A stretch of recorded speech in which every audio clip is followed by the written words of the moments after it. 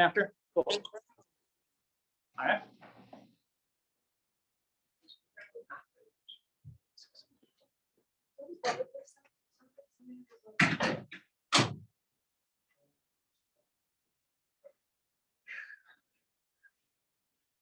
All right. Okay. Well, hi everybody. Welcome. Thanks for coming.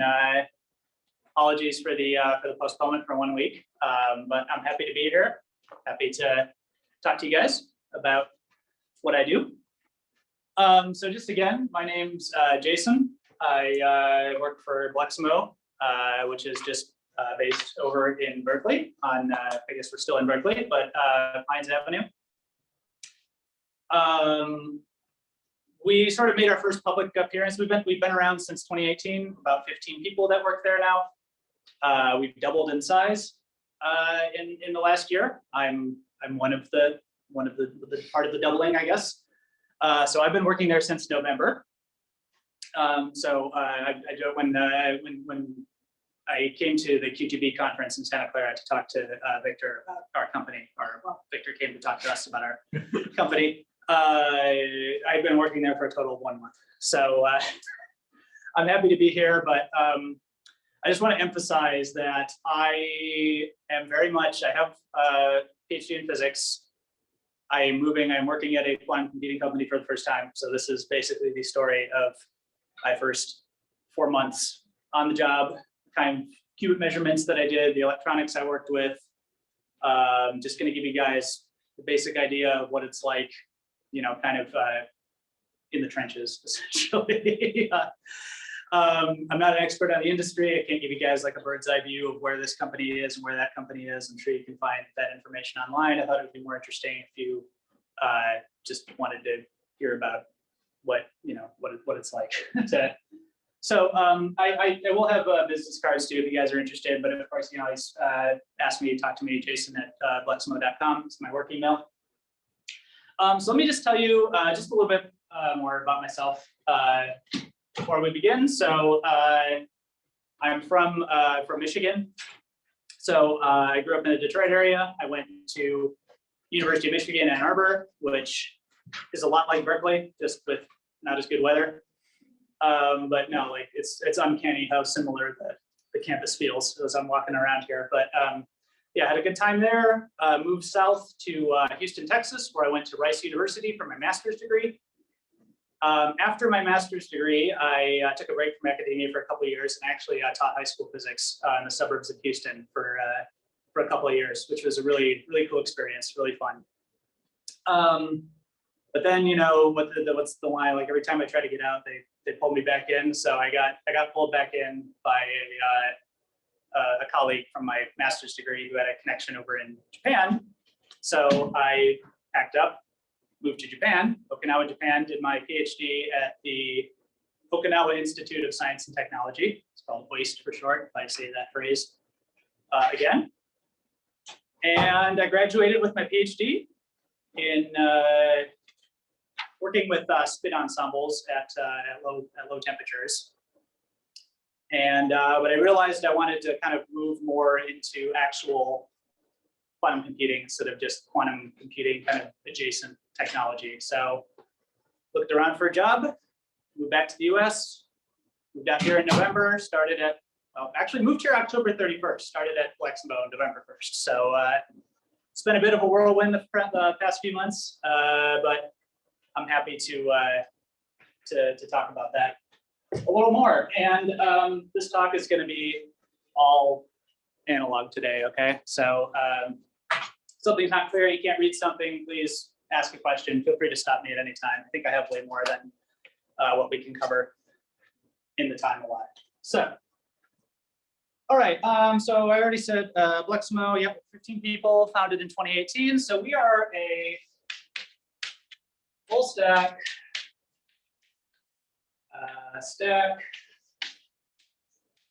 application specific. So that's how we brand ourselves, is full stack application specific quantum computing. So what do each of those phrases mean? So let's break that down. So full stack means, I guess the joke answer is we do everything, but that's only sort of So if you think about what it takes to fully implement a quantum computer, there's several layers to it. So at your most basic layer, you've probably seen diagrams like this before. You've got the physical qubits themselves and the chip. Above that, you've got your control system. So like, for example, your electronics or dilution refrigerator, everything like that. Above that, you have your software, which basically can tells your electronics what to do, executes your measurements, executes your error correction. But then you'd also need something guiding the software as well, which is where algorithms come into play. So some companies focus on one aspect or more of these. There's a whole ton of companies that focus just exclusively on algorithms. We do all of this stuff in-house. So yeah, qubit fabrication, working on developing control systems, developing our own in-house software, and finding algorithms that we can use to help implement all of this stuff.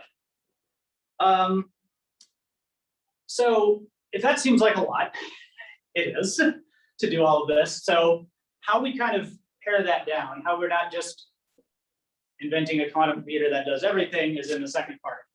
So application specific. So what does that mean?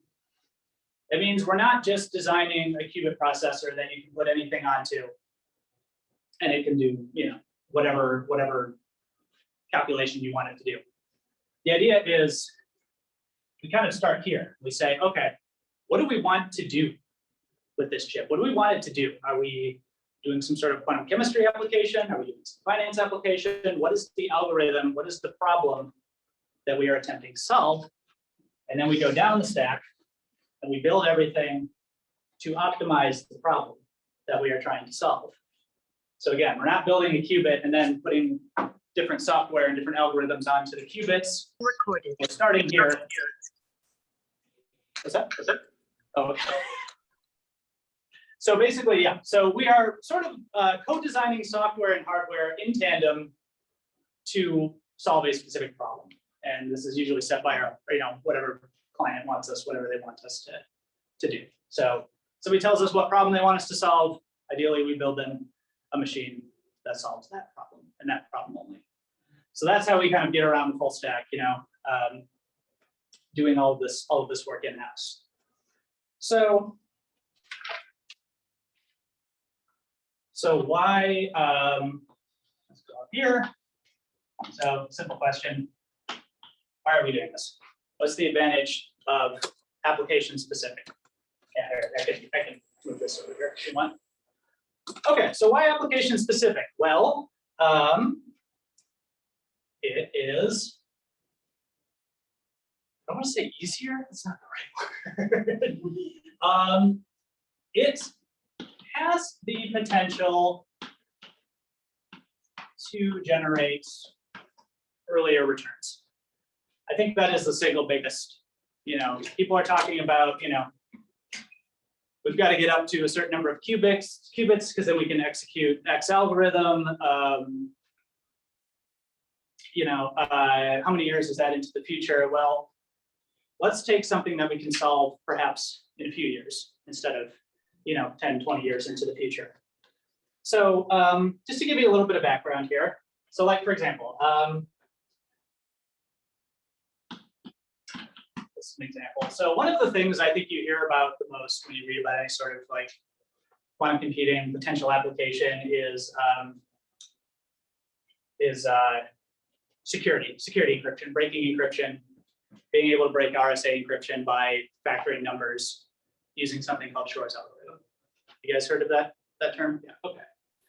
So just for the record, let's say 1982 was where Feynman kind of theorized quantum computers. He basically said, okay, if you want to simulate really complicated quantum systems, you better use a quantum computer. That was kind of the genesis of the idea. That idea kind of sat around until 1994, when Shor's algorithm was proposed for factoring large numbers. But how many numbers have actually been factored with Shor's algorithm? Anybody know the world record? So in 2001, they factored the number 15. And 10 years later, they factored the number 21. And that is the current world record for largest number factored using Shor's algorithm. Now, again, it's like quantum computers have been used to factor numbers larger than that, but whether it's actually like following this algorithm and giving you the sort of exponential speed up you'd expect is some matter of debate. But let's just say that it's a bit hazy right now. I think this is pretty well established. So I was reading as I was preparing for this talk. I was reading that in order to be able to break RSA 2048 encryption, which is a 2048-bit number, you're going to need somewhere between 1 to 10 million qubits. And the way the paper was, the way the headline, I love these. I love the way that quantum computing is written about in like these tech journals sometimes, because they're like, oh man, instead of 1 billion qubits, we only need 10 million qubits to do this. But as you guys know, like IBM recently made a bunch of headlines for coming out with a processor that has 127. So that's where we are right now in terms of how many qubits you can cram onto a chip. So what I'm saying is there's a lot of hype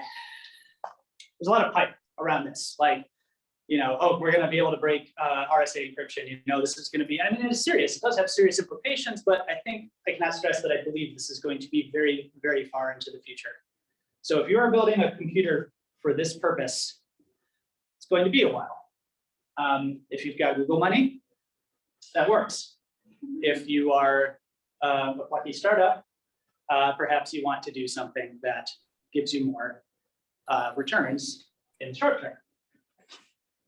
So, and actually, when we start talking about the actual physical setup, you guys will realize how infeasible 1 to 10 billion qubits is in with current qubit architectures. Okay, so if we can't use a quantum computer for breaking encryption right away, or even 10 years from now, what can we use it for? So some people like to use this term called NISQ, which stands for Noisy Intermediate Scale quantum computers. So NISQ computers. And what these are is these are basically systems consisting of 1 to 1,000, and we'll call them noisy qubits. That means in a bit.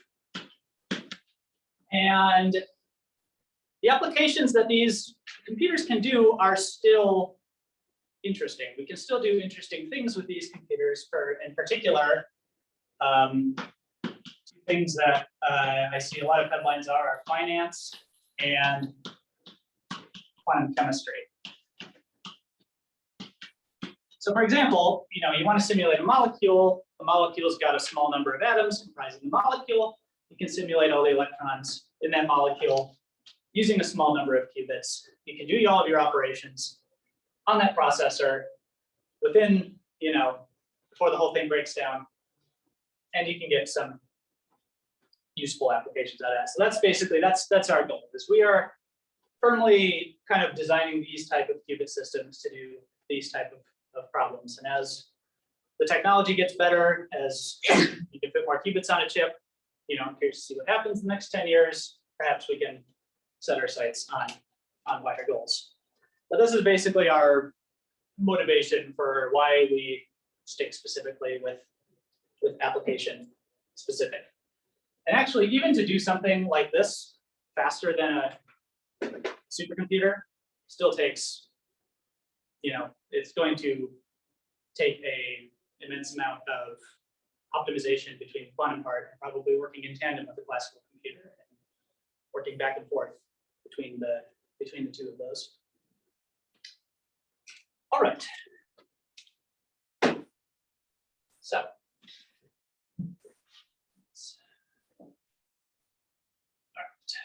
let's go back over here.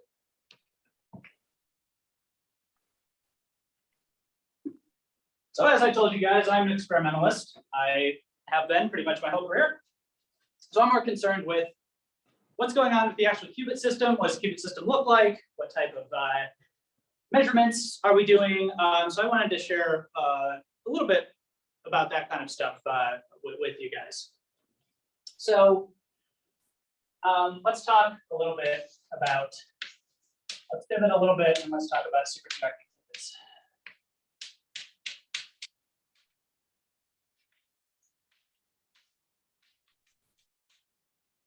All right. So if you guys have done any sort of electronics, physics 201 or physics 102 or whatever it is, you guys have probably looked at this system, which is called an LC resonator. So the idea is that you've got a capacitor, which stores the charge. You've got an inductor, which changes its behavior as the current starts to resist. Actually, capacitor resists the least when there's no charge, and then the inductor actually has the most resistance at the beginning. But anyways, if you put some charge on this plate, it will oscillate. The charge will oscillate between these capacitor plates with a certain resonance frequency. So how a superconducting qubit is designed is basically on this concept, except instead of just having a linear resonator like this, where all of your energy levels are separated by exactly the same amount. So ground, excited, first excited. In this case, there's no nonlinearity there. You put one photon in, it goes up to the excited state, 2 photons in, it goes up to the first excited state. You need to add some sort of nonlinearity to the system. So how that's done is by replacing the inductor with something called a Josephson junction, which is represented like this. And now what a Josephson junction consists of is a superconductor and another superconductor with some sort of insulating layer in between the two of them.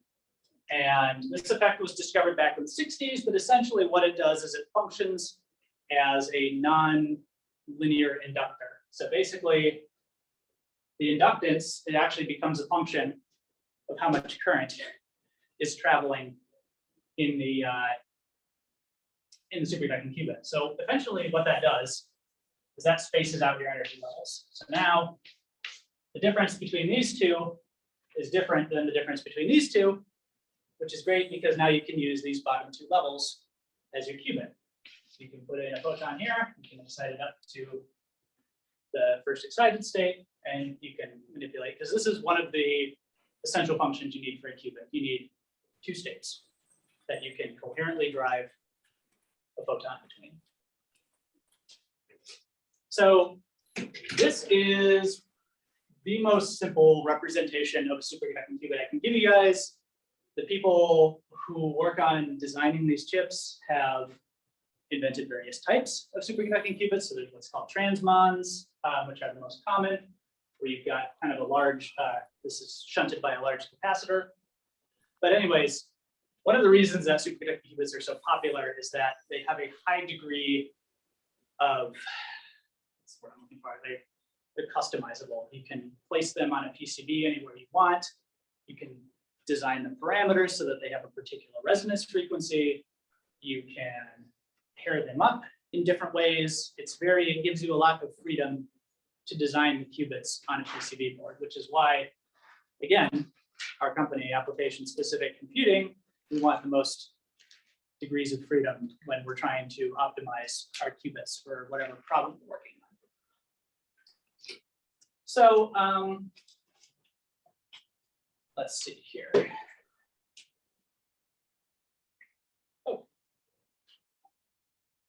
So what is a real quantum system look like? I can draw this abstract diagram. So just as, let's say you've got, let's say this is your, okay, so SCQ chip. So I'm basing this off of a Nature paper from kind of a classic from back in the day, Kelly et al. In 2015 from John Martinez's group back in Santa Barbara. So basically their chip looks like this. They have the qubits kind of look like these little crosses. I'm not exactly sure why the geometry is that way, but anyway, these are the qubits. They look like so. Let's say you have a certain number of qubits. They have 8 of them. Let's just do 5 for now. So here are your qubits. Okay, I've patterned my qubits onto a PCB board, or PCB, sorry. Now what do I do with them? How do I get to them? So here's how you do that. So each qubit has a short capacitor, has a small capacitor here where it's paired with a resonator. So this is some thin layer of aluminum or some other niobium, some superconducting material at low temperature that's patterned onto the PC board. So each one has a resonator of a slightly different length attached to it. And then these are all coupled to what's called the readout bus. Readout bus, readout resonators.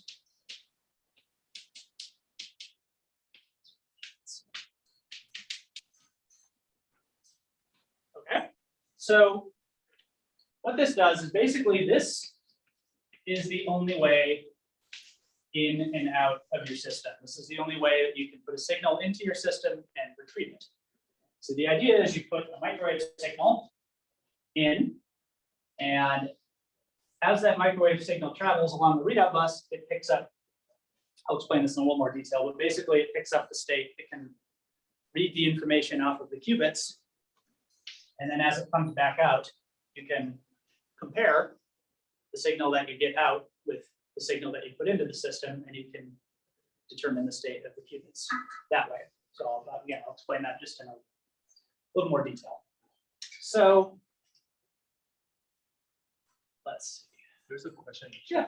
So, what's that? So Eliza's asking why are the resonators so squiggly?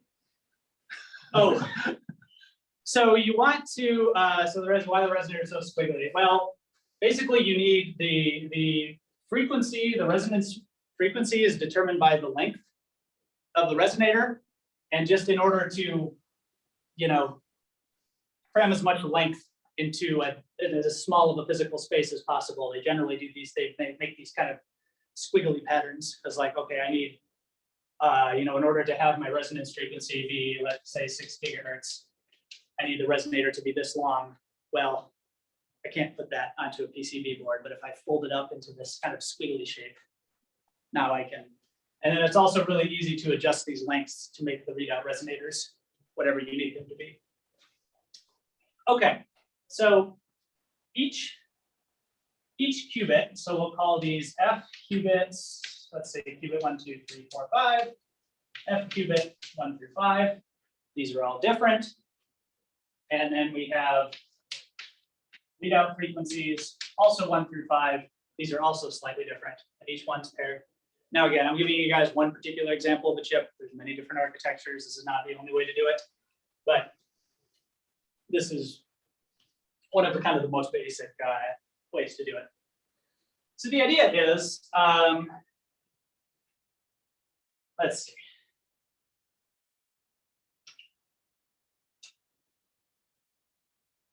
All right, so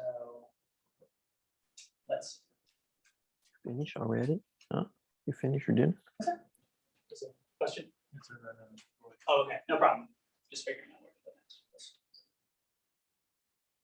that. I guess let's just complete the chip architecture first. So then You also need to access you have the readout, now you need to access your qubits directly if you want to be able to drive them to different states. So in addition, each qubit has a drive line, but the drive line only goes in, doesn't come back out. So basically, whatever signal you send along here gets applied to the qubit, manipulates the state of the qubit, and then the readout signal comes along and picks up that information from the qubit. So these are usually designed so that, oh, and then by the way, all of these, so this is a PC board. So basically, all of these have SMA connections, just threaded coaxial connections, on the PC board as well. So basically, you need an SMA connection for every signal that you're putting into or out of the PC board. So again, you can see how this clearly gets out of hand, right? So each qubit, you need one readout bus. So you need an in and an out for the readout. And then for each qubit, you need at least one line to manipulate that qubit. So again, 100 qubits, okay, you can do that. What happens when you start getting into thousands and tens of thousands and millions of qubits? So, I mean, you guys have probably seen these pictures of these, dilution refrigerators. They're just bundles of wires. And that's for like a 50 qubit processor. So I can't stress how much wiring is involved in setting up this, this type of chip and making sure that all of these signals can go up to room temperature as cleanly as possible. So this is where you start to see kind of just the physical size of your system is scaling pretty badly already. Even if you're on a PC board that's this big, you're not gonna. So then in addition, so how many? Okay, so we've got qubit lines in, we've got the readout line in. The qubits themselves also have a little capacitance between them, which means that they're coupled together. So you can exchange, the qubits can actually interact with each other too, because you don't want just 5 individual qubits. You want the Hilbert space that's spanned by all of your, you want all 5 qubits to be entangled together. So you've got the big space. So your qubits need to be able to talk to each other too. Now, whether your qubit frequency is fixed, or you can alter your qubit frequency, or whether your coupling between the qubits is fixed, or you can alter that. Again, these are all knobs that you can turn to kind of develop the chip the way that you want. All right. So then, what is actually happening? Okay. So I put my readout signal in. Let's just say. Let's see what does an actual measurement look like? Okay, so I'm starting up. I put my chip into the fridge. I'm hooking up all of my electronics. I put my microwave pulse through. I put it in. I look at the pulse when it comes back out. What happens? So what I'm going to be looking at is I'm going to be looking at the transmitted signal, so basically the power of the signal that's going in versus the signal that's coming out, and it's going to go something like this. So this is 1. This is frequency. So basically, what I'm doing is I'm changing the frequency of my microwave pulse. I'm sweeping it. I'm sweeping it. I hit something. I keep sweeping the frequency. This spot here corresponds to the frequency of your readout resonator. Let's just say readout resonator 1. Let's just focus right there for now.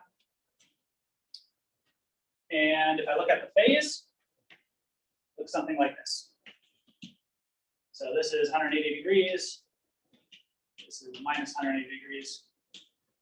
So what's happening? So I'm sending in a microwave signal into a resonator. When I'm not at the resonance frequency, when I'm off resonance, it basically just bounces off. So okay, it comes in, it tries to go in the resonator, it bounces off, it comes back out. So off resonance, that's why everything here is 1. It's just basically, it's just reflecting. The resonator is just kicking everything out. And it's doing so with a 180 degree phase shift. So basically it gets flipped around. It's like hitting a wall. As I get closer to the readout frequency, okay, so now I hit the readout frequency. Now I have a resonator. I have a microwave signal that is now resonant with the readout. So now it's absorbing some of the signal, and it's got 0 phase change in versus out. So this is just a very basic, like if you have any resonator of any sort, it's gonna behave like this. Where does the qubit come in? How do we pick up the qubit information?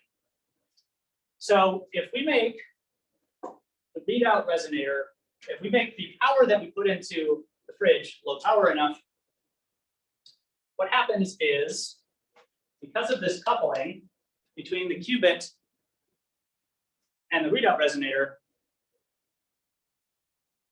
there's a small, so this is called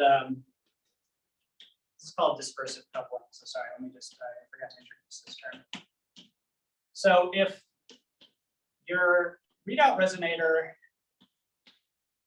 the difference between your qubit and your readout resonator is much bigger than, I don't know, I guess it depends on, anyways, let's get rid of that for a minute.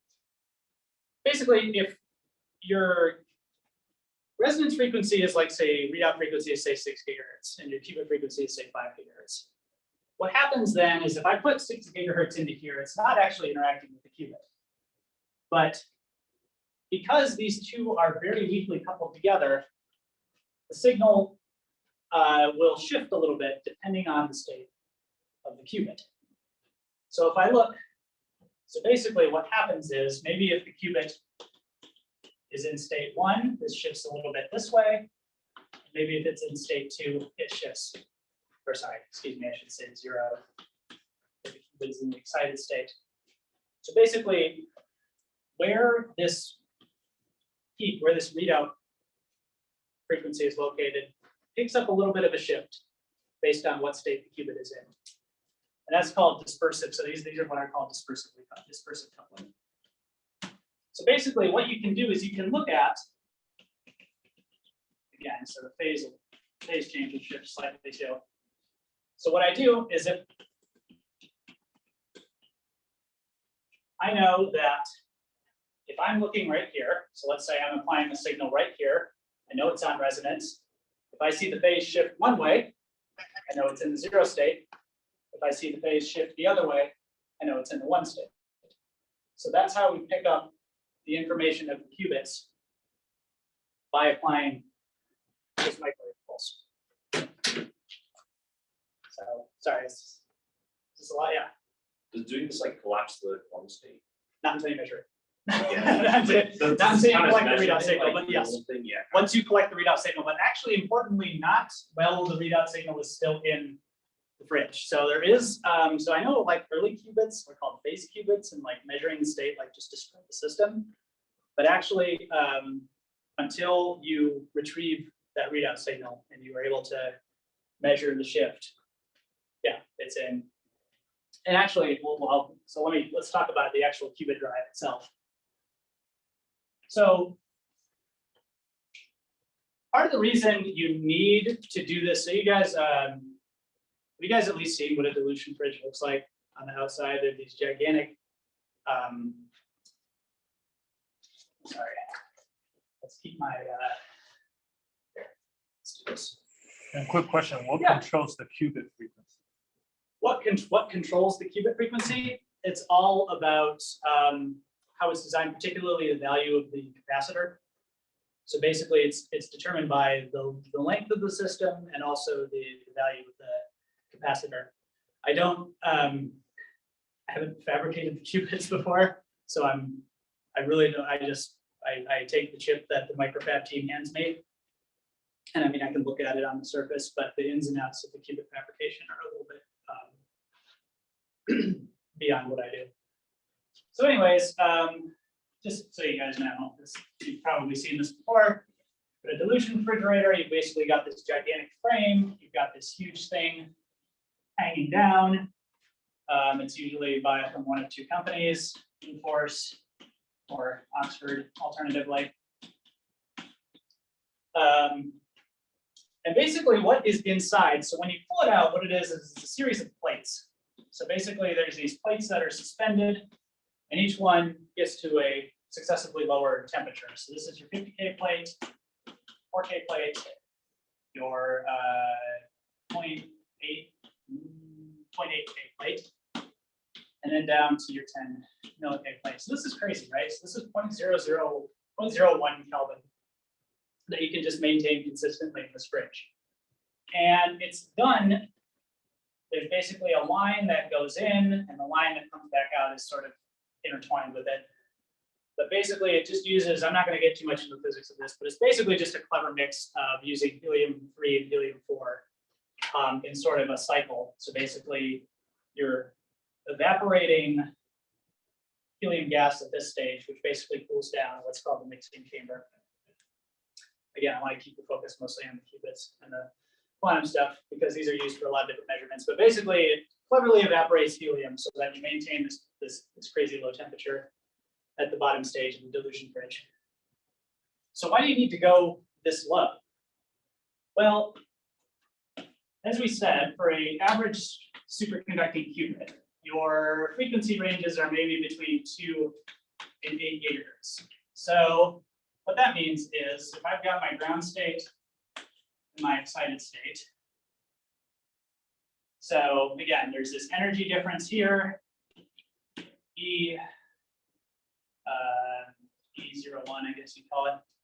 So E01 is basically equal to H, which is Planck's constant, times, whatever the resonance frequency of the qubit is. Sorry, I'm just making this for people that haven't taken. So basically, one microwave photon at this frequency is equal to the energy required to drive the qubit from the ground state to the upper state. The problem is, this energy is extremely low. So for this frequency range, this energy is something like 10 to the, I mean, you can calculate it, it's like 10 to the minus 24 joules or something like that. It's absolutely very low. Quantum microwaves require very, very, very low energy. So you basically need to take as much thermal energy out of the system as you possibly can if you want to work with a quantum microwave system. So basically what this means is that your temperature has to be lower at bare minimum 250 milli. Ideally you want to.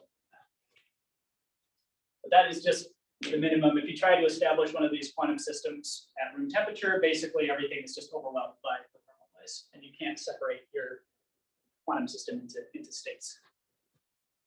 So that's the purpose. That's why all of this stuff for superconducting qubits takes place in a dilution refrigerator. So obviously there are competitors, there are optical systems which can work at room temperature because they are much larger energy scale, which is, people who work for those companies would say that that's a big advantage. I find it hard to disagree with that. I mean, you are very much limited on physical space in your dilution refrigerator here. So you've got to keep, I don't know, make a bigger fridge or find clever ways to stack your qubits such that you can maximize your space. I mean, these are big, but I can kind of sit and I can, maybe put my arms around it. So it's like they're not enormous systems and you're very limited on your actual physical space inside. All right, so anyways, great detour there. Let's talk. So let's go back to this. All right, so now if I want to drive my system, if I want to take my qubit, so it's going to start in the ground state because I've got it very, very cold, and I want to put it in the upper state. So I need to send one microwave photon in that has this amount of energy. So going back to our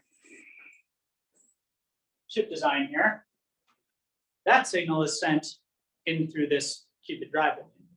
So that's sent on the qubit resonance with the purpose of flipping the qubit from 0 to 1, or from 1 back to 0, or into some in-between state, superposition state between the two of them. Because typically what you do, this is all done with microwave pulses. So I'll say, okay, I'm going to turn on my microwave for a brief time at some power, brief time, And I want that power and that time put together to equal the energy that I need to excite that qubit. So basically, I turn on a microwave, give it a short pulse, turn it off. Now the thing though is that what happens if I turn on this pulse for only half the time? It's like less than 1 quantum of energy. So how does that work? That doesn't, you can't quite do that. So basically what that means is if I apply a very short microwave pulse to my system, there's a chance there's a photon, there's actually a single microwave photon in there, there's a chance that there's not. So there's a chance that the qubit absorbs the photon, goes into the excited state, and a chance that nothing happens. And so this is how you create various superposition states between your qubits. So let's say, so these actually have names. So let me go ahead and give you guys the names of these. We didn't have time, by the way. Oh, it's already 51. Okay. I thought I had way too much. All right. Let's just talk about this really quickly. I want to talk about Rabi oscillations just real quickly. So I have a qubit. Has in the ground state and the excited state. I'm applying some pulse of microwave energy to it, which is going to drive the qubit up. And actually, if it keeps going, what the state of the qubit is going to do is it's going to oscillate. It's going to go from excited to ground, and it's going to keep doing that. So what I do, so one of the first tests that you can do to see if you have a real working qubit is you do what's called a Rabi oscillation test. So the idea is I put a microwave pulse of varying energy into my qubit, and then I measure it.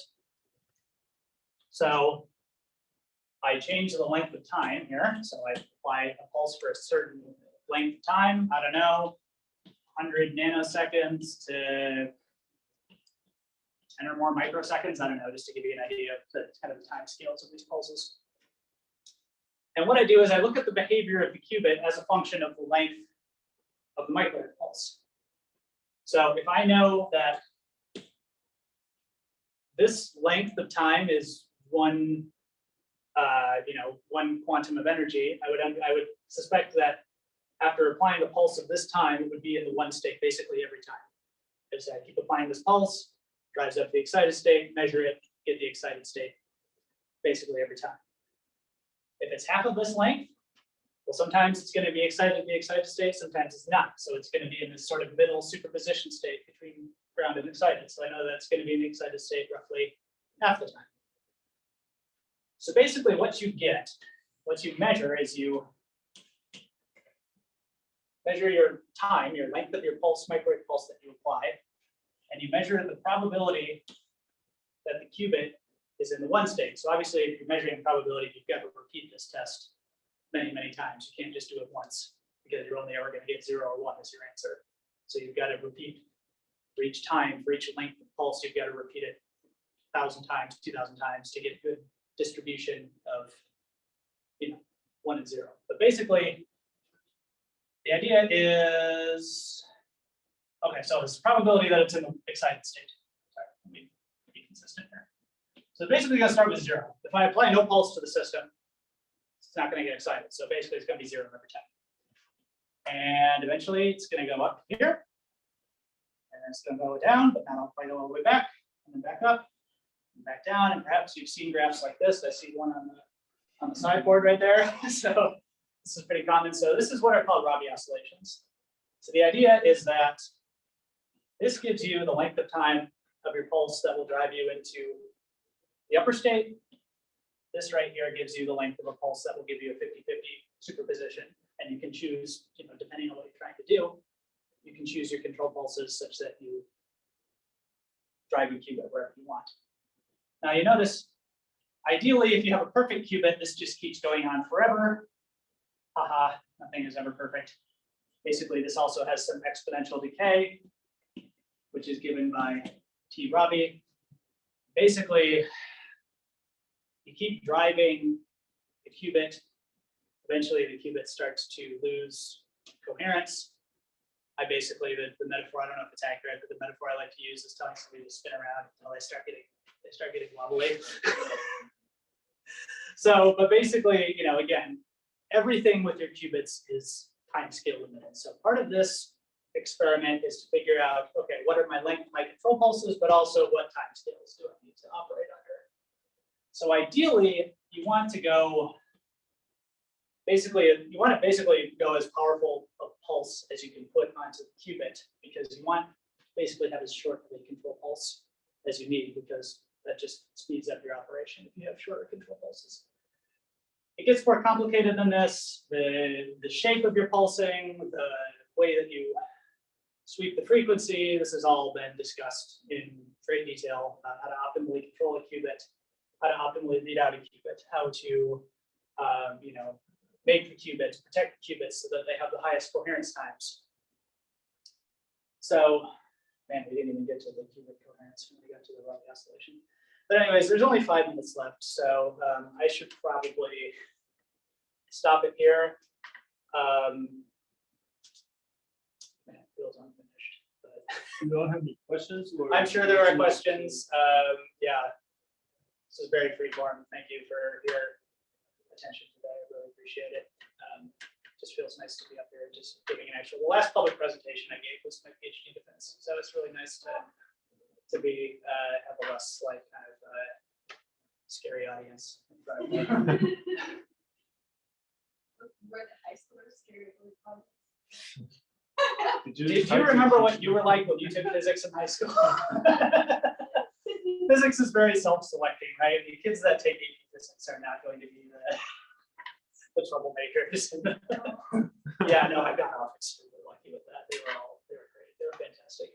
I loved that job. I know people kind of burn out of teaching real fast, and I mean, it kind of happened to me too. But the part where I was, you know, just interacting with the kids was the best part.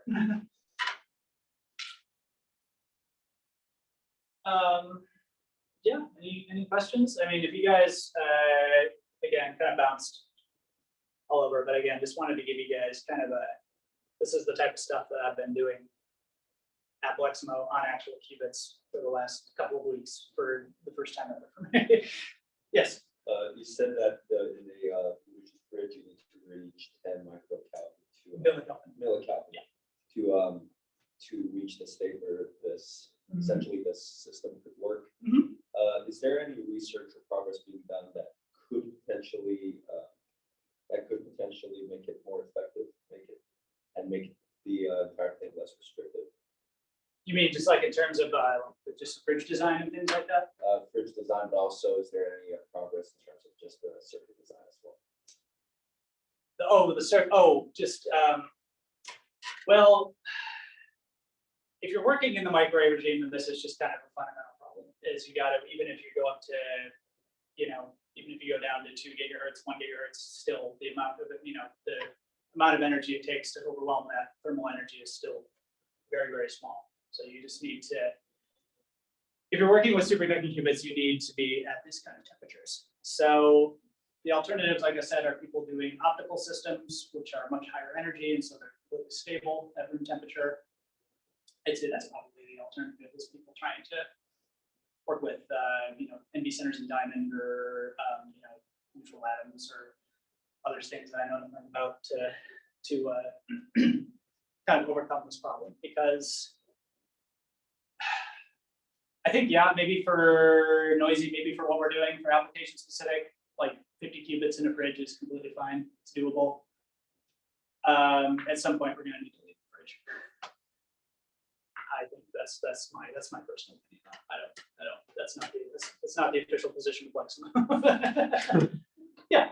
Yeah, can you redefine what a computation specific like how does that qubit different from the So the knobs that you have in terms of qubit design is basically not only your resonance frequency, but basically how your qubits are arranged, determine like, so like, let's say for example, you know, doing operations on individual qubits is fine, but you're not actually doing any computation. If you want to do any actual computation, you need to do gates with 2 qubits. So you need 2 qubits to be able to interact and to talk with each other.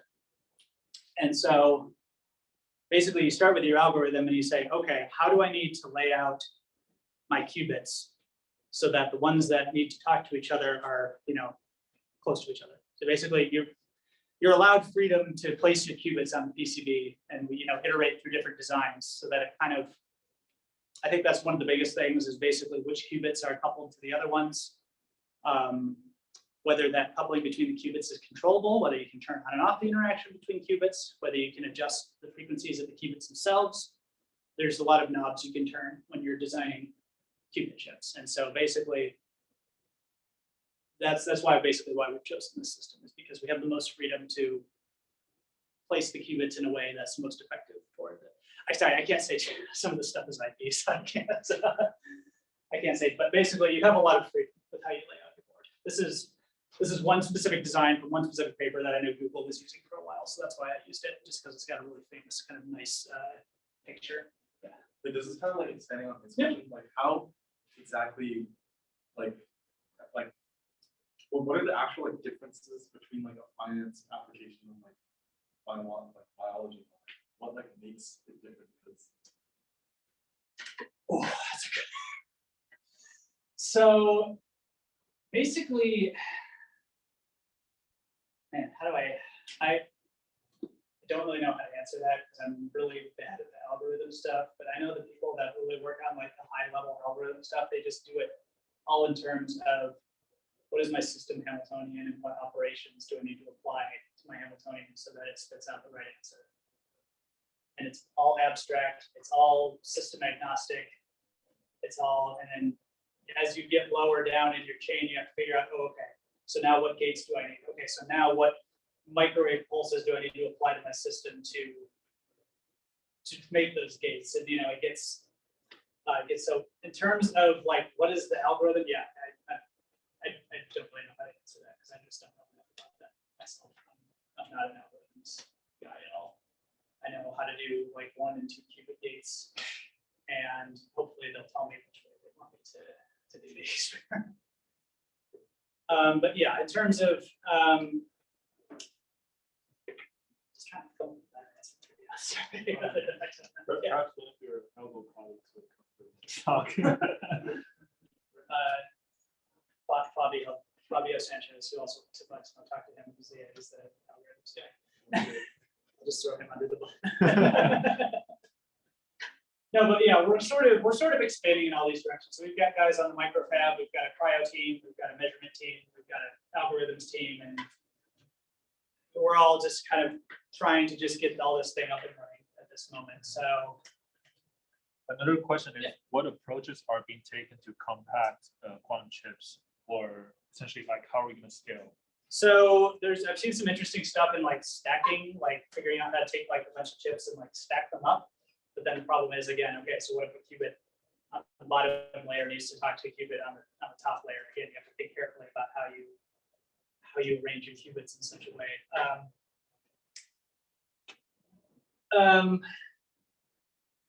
One of the craziest schemes that I've seen for this is completely different, but if you want some wild stuff, is to dispense with the superconducting qubits entirely. And there is a proposal. I read a proposal once that if you have a surface of liquid helium, you can inject electrons onto the helium, and they will basically float around on the layer of helium because there's like a potential barrier. You basically can fit a lot of electrons into a small area, and those electrons become your qubits. I have no idea how that practically works, but that is one solution that I have seen to solve the scalability issue at low temperature.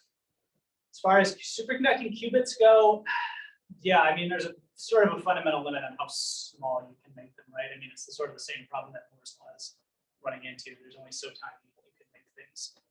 So just, chip design is like kind of the same way that I think chip design works nowadays with silicon chips, just slow incremental progress, over the last, 50, 60 years, even you can see the difference even 10 years ago and now. It's just, who knows, maybe a new type of qubit is waiting out there somewhere. yeah, like I know like you couldn't finish, like are there any like resources that you would like recommend, like YouTube. I mean, that's such an obvious, but like, there is so much. So, if you guys want to read more, we just put a post on Medium by our by Fabio, that I just mentioned earlier, talking about application specific quantum computing. But guys, I mean, there's so much out there. If you guys have I don't know if you guys have like a LinkedIn, but like I follow a bunch of, how I get like my daily news dump is I like just go follow a bunch of companies on LinkedIn, and you know, it's just like, oh, Rigetti's doing this, oh, Honeywell's doing this, oh, and then, you know, just kind of, you know, clicking through, you know, archive has tons of papers. It's actually, there's actually so much on quantum computing that it's a bit overwhelming. So yeah, I understand your question. So maybe start with, I'm sure somebody has filmed an introduction to quantum computing lecture. I'm sure hundreds of people have done that. As far as picking a favorite one, I mean, this one would be fun. It's not really an introduction, but Maybe a more different question. So is it difficult to choose two consecutive higher level energy levels and increase the energy or is it- oh, like just pick a high energy level like this. Yeah. Let's see, for a superconducting qubit, what is what the issue with that? I think the issue for that is that as you, especially when it's non-linear, the higher you go, like the closer together your energy levels are going to be. So actually, for a typical qubit, so basically, if so, let's say this is your ground. You're excited. So this state here is usually labeled as F, first excited state. And actually, this energy difference is actually slightly smaller than this energy difference down here. So it's anharmonic in a way that actually the energy difference gets smaller the more energy levels you go up. So if you wanted to go like way up here to your 20-second energy level or something like that, then these are all going to be really crammed together. And the chance that you accidentally drive one state instead of the other becomes, you know, because actually this even happens at low level too. So sometimes you can accidentally, excite, you know, qubits from the excited state to the F state, and that's how errors happen sometimes too. I didn't even get to talk about errors. So Another question is, yeah. Does Bleximo solely focus on superconducting? Yes, for now, And yes. is there a reason though? I think that's just basically it gives us the best control over, and also our CEO Alexei is just a career low temperature superconducting guy. Like he's just been working on that his whole career. I think it's just the system we're all the most comfortable with. I would argue that right now it gives us the highest degree of customizability. So yeah, basically it lets us kind of lay out our chips and our determine everything. It's just a very well established branch. Basically Google, IBM, Rigetti, all these companies are all working on superconducting qubits. I think it's just in the near term, I think it's the most promising. For those like chip layouts, do you Yep. use just like the traditional EDA tools, or do you?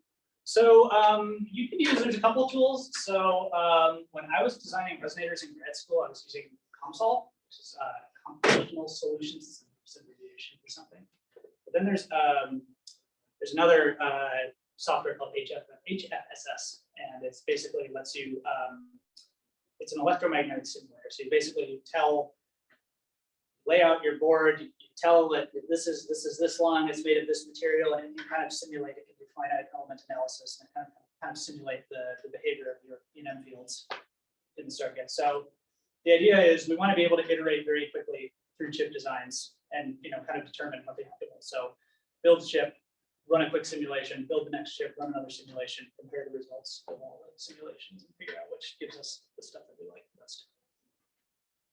Anything else? What would it take like To make a chip?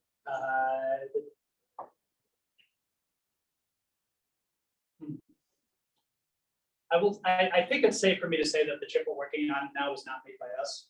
I can't say who it was made by, but it's just basically sort of a throwaway chip for them, so we can just kind of get our our system up and running. Man, that's a good question, because I don't know, because I'm, you know, to make a single chip, probably not too long, but like you know, you're in the clean room, you're doing, you know, all of your sort of clean room activities, you know, you probably have to go through a lot of iterations of making it until you get, you know, until you kind of get it right. So that whole process, I really don't know.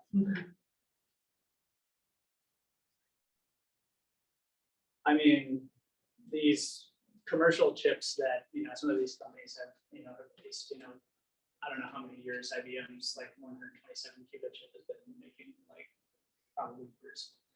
So, and probably more than one, you know, several people working on that, a lot of people working on that too. So depends on how good you want your chip to be, I guess. Somebody just joined their Zoom. Oh, I'm so sorry. Well, guys, yeah, thank you.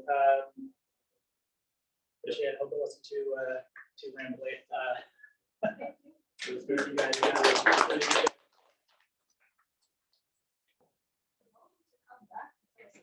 Well, I'll come back and tell you guys.